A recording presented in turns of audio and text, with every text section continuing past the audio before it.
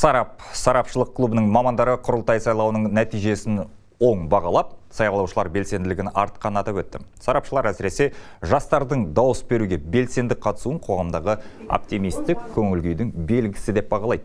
Әсіресе жаңа конституция мен алдағы әлеуметтік саяси өзгерісте халықтың сайлауға деген қызығушылығын арттырған жаңадан сайланған құрылтай депутаттарының алдында елдің дамуына әсер ететін маңызды заңдар мен құжаттарды қарау міндеті тұр. Биыл алғаш рет құрылтайда 5 партия өкілдік етіп, ауыл шаруашылығы, бизнес және әлеуметтік экономикалық мәселелерді көтермек.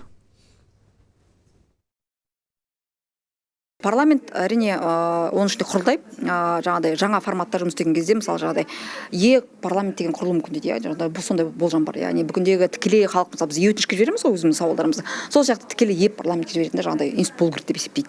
Екіншіден жаңағыдай мысалы құрылтайдың аналитикалық сарапшылық қамтамасыз етуін ұлғайту керек дейді, мысалы сарапшылық көп деп. Неге мысалы заңнама қабылдаған кезде заңнаманың қабылдаған салдары болады. Сол салдарын болжау үшін депутаттарға аналитикалық жұмыс керек.